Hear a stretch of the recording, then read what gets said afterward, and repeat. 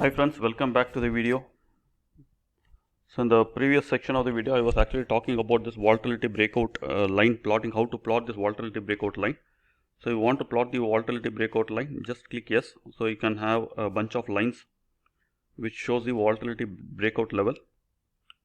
The details of the strategy is there in the PowerPoint presentation.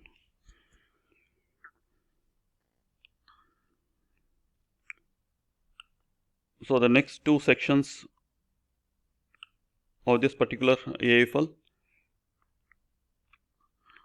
are not that important. You can just ignore for the time being. It's not being used anywhere. So that's the end of this AFL. I hope you understood the features of this AFL. Just in case if you want to have any further clarifications, you can always get back to me through WhatsApp. So I'll be very happy to answer your clarifications.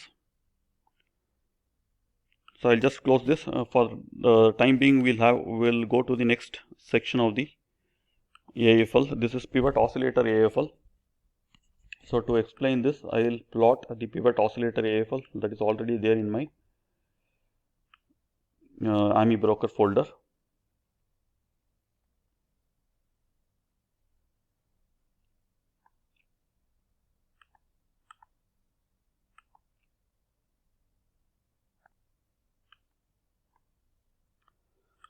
So this is the pivot oscillator AFL. So if you go to the parameters, you can see a bunch of features here. So this particular AFL enables you to plot 4 different features. One is pivot based oscillator, second is pivot shift indicator, third one is developing BCTC, that is developing bottom central and top central lines, and the last one is pivot RSI. You can plot all this under different time frames as well, daily, 2-day, weekly and monthly. I have explained the usage of all these features in the PowerPoint presentation. So first let's go by default, actually, like a pivot based oscillator is plotted. So if you want to plot a pivot shift indicator, you can just disable pivot based oscillator and plot a pivot shift indicator. And if you want to plot BCTC BCTC lines, you can just disable the other two options and enable this. And if you want to plot pivot RSI, you can enable the last option. This is the developing pivot RSI. And if you want to plot under different time frames, you can do the same thing under different time frames.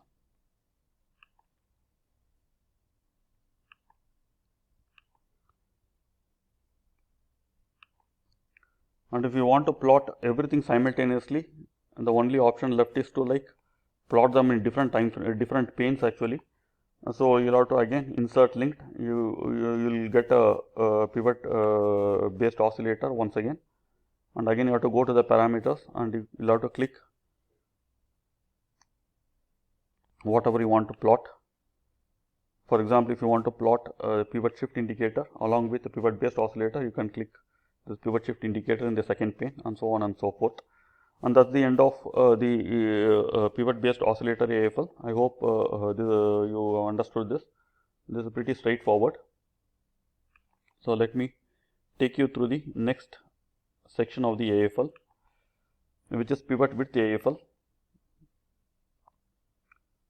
So now to explain this, I will actually plot this pivot width AFL, which I have stored in a different name in my AMI broker folder. So this is the pivot width AFL. By default, it calculates the pivot width for the next day based on daily CPR. So this is basically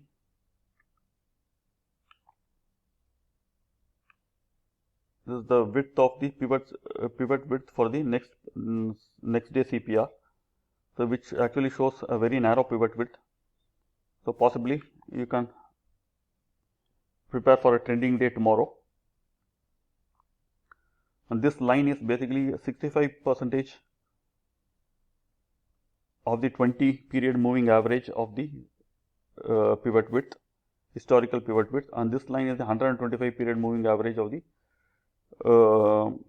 20 period moving average, 125 times of the 20 period moving average of the historical CPR width, and this is the actual CPR 100% width of the this is the 100% moving average of the historical 20 period moving average of the CPR width. So here you have various options here. The CPR width can be calculated based on daily CPR. The second one is you can calculate the width based on Camarilla level 3 supports and resistances,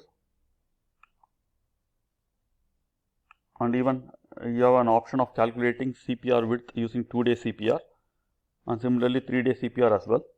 And the last option is basically the change in pivot width. This is very important. This particular option is used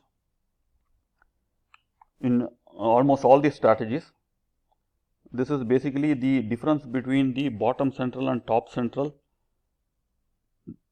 pivot. This is the absolute difference between the bottom central and top central pivot.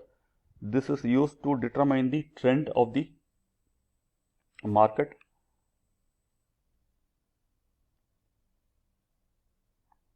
Whenever there is a trend developing, this particular line slopes upwards. So the relevance of this particular BCTC difference or D pivot width, that is D pivot width is nothing but change in pivot width. The relevance of this is actually explained to you in the PowerPoint presentation. I suggest to understand the concept behind this before using this particular section of this AFL.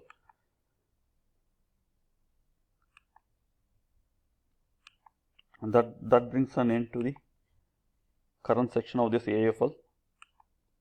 So the next section is buy sell volume AFL.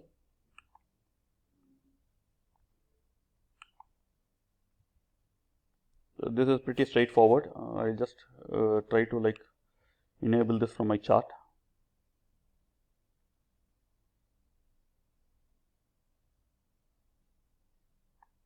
It's over here, buy sell volume.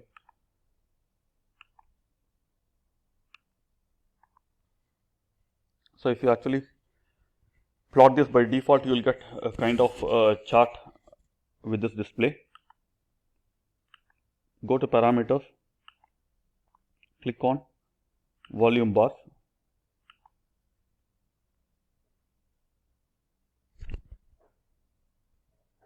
You can see, for example, you can see this yellow lines here. Yellow lines are actually by volume. In this case, you can see a mixture of yellow lines and blue lines. That is yellow bar and blue bar. The yellow bar represents buy portion of this particular candle, and blue bar represents the sell portion of this particular candle.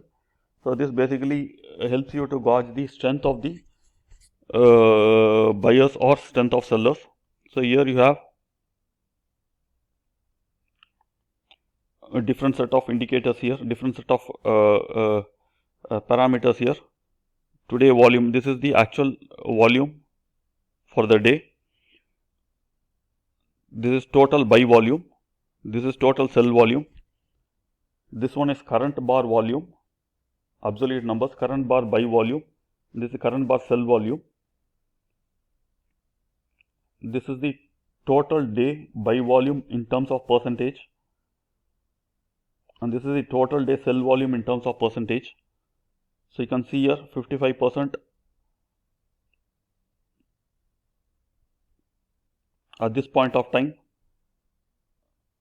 There are 55% buy volume, and this point of time there are around 44% in terms of sell volume, and this basically gives you an indication that buyers are strong at this particular point of time, and so on and so forth. And this is current bar buy volume. This particular bar has a buyer strength of 86% and a seller strength of 13%. So this is basically AFL that basically gives an indication of the strength of buyers and sellers. So this volume lines is a different version of plotting this by cell volume. Basically, yellow line represents the by volume and blue line represents the cumulative cell volume. This is cumulative volume. And the last one is net area. This is basically by minus cell volume. So it's just a different way of visually looking at the by cell volume. This one is not used anywhere in the strategies. This is just an additional complementary AFL. And that brings an end to this particular video about the features of the AFL. I hope you understood the features of all this AFL.